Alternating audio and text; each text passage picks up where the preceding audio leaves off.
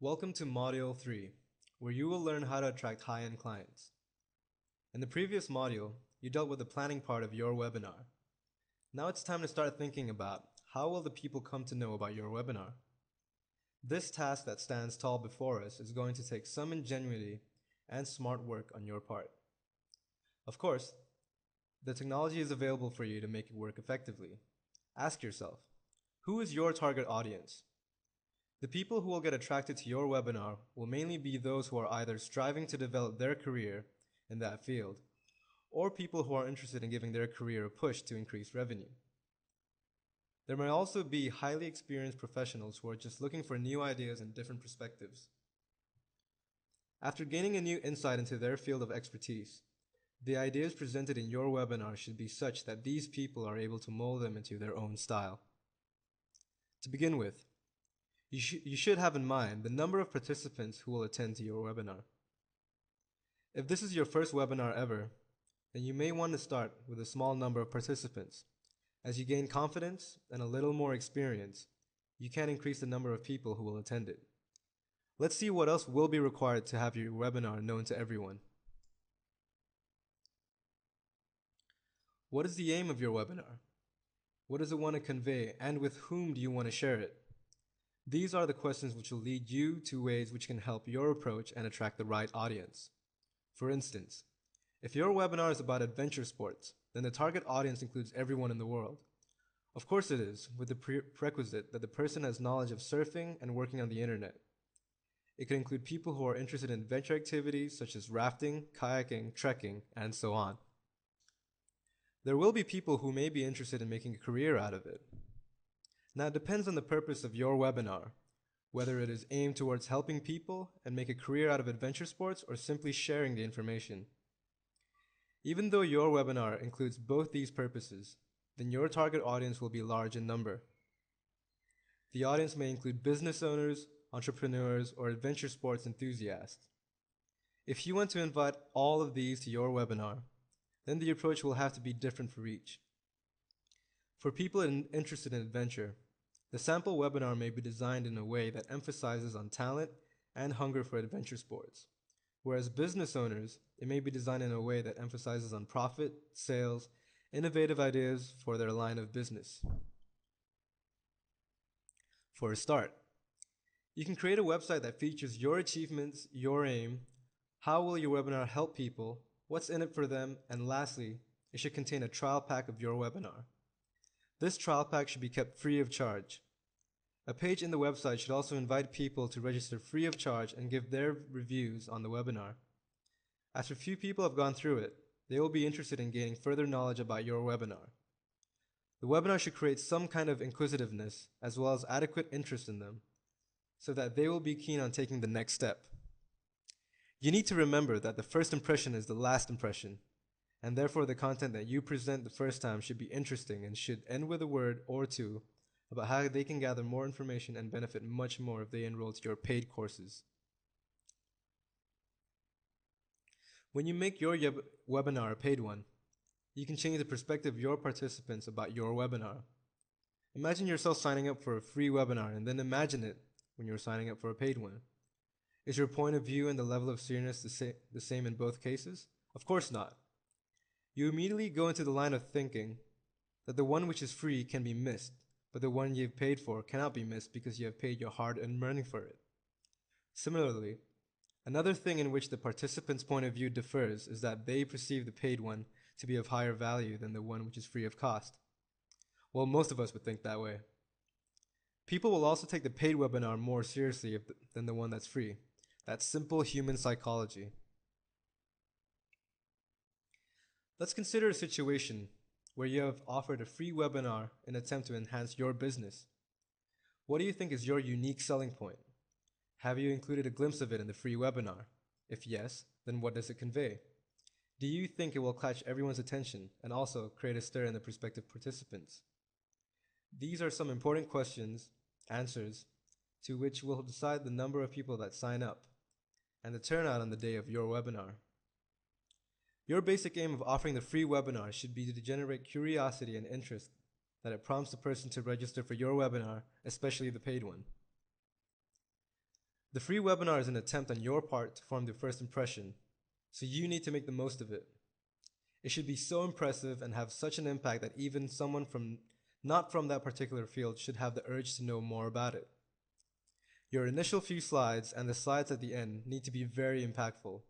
For instance, if your webinar is about interior decoration, then the first as well as the last few slides should explain how your webinar can add value to their business in terms of sales, revenue, expansion, and so on. How about making a brief but a great video which serves as an introduction to your webinar? This can contain such details which will immediately make people feel like registering for your webinar. This can include things such as what all they will learn and how they can apply it to their field of business. Creating a video is a great way of creating the enthusiasm required for people to register for your webinar. Your enthusiasm should show in the video. That's the most important thing to do because enthusiasm is indeed contagious. If required, make a role play a part of the video which can effectively demonstrate how a person can benefit from your webinar. If there are people who have actually followed strategies you believe in, then have their review shown in the video. Once you have been able to create the enthusiasm it is necessary to not let the momentum just fly past you without making the most of it. What is meant by this is that now your actual webinar should be so good that it justifies all the enthusiasm and also goes in accordance with what you and the others have said in the video. The webinar should be able to retain your participants and convert them into loyal customers.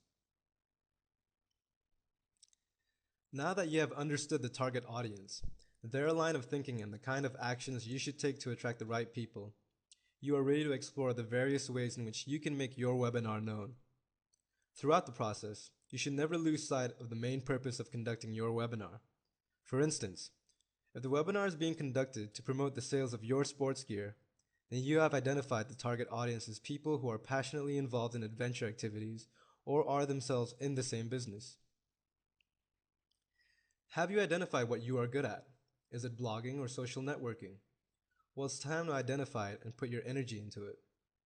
The first step is to open your own blog and write about adventure sports. You can mention that you are conducting a webinar on the kind of sport gears required for all kinds of adventure activities. You can include all the special features of the webinar, which you think will arouse interest of people visiting your site.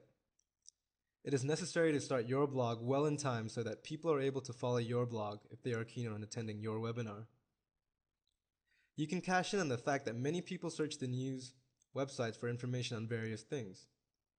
So, you could have a press release through any of the wire services such as the Business Wire. On such platforms, it is important to give information such as who exactly is the webinar for and what is it about. Because the search criteria that people use are specific and you need to use those specific words in the headline.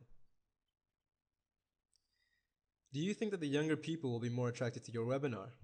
If that's the case, then you can promote the webinar through various social networking websites such as Facebook, Twitter, and so on. There are many microblogging services also which you can make use of. You can always use banner advertisements that can easily be displayed on websites related to the topics of your webinar. It would be a great idea to try link building. For instance, to promote your webinar about adventure sports gear, you can joint venture with a travel site for providing a link to your website, which gives them information about your webinar.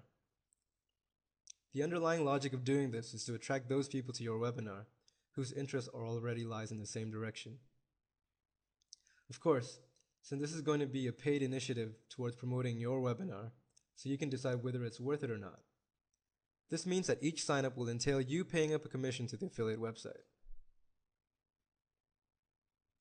There are other ways in which you can promote your webinar, such as putting posters or distributing flyers at shops, talking about it to everyone you meet, sending mails to people in your mailing list, sending it across your alumni, and so on. If you don't want to send a mail directly about the webinar, then you can write a short but catchy line about it in your signature line. Well, it is your ingenuity that will play a role here. You think you have done everything to promote your webinar, and the attendance is going to be 100%. That is only if the world was such a perfect place. While different people imply different lives and different priorities, you can expect at least 40 to 50% of people who will register but will not turn out on the day of the webinar. And here lies our challenge. So why not try and make the number of non-attendees lesser than that?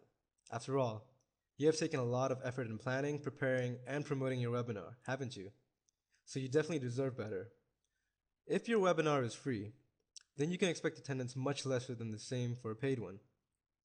The question is, what can you do to ensure that these people who have registered themselves turn up on that day? One way is to send reminder emails one day prior to the webinar. There are times when, in spite of reminder mails, people have not turned up. Then you can send a follow-up mail to those who could not come. This mail should contain information that was covered in the webinar, but in short. This mail should be more of a way to promote the webinar specifically to them, highlighting the main features of the webinar. You can also extend some incentives to these people for registering for the webinar again by a particular date, such as free consultations or CDs and other related material at a lower rate. Most of these methods should work well, considering the huge market covering the entire world. Whether you have a popular topic or an unusual subject, equipped with the right methods of promoting your webinar, you'll be assured of success.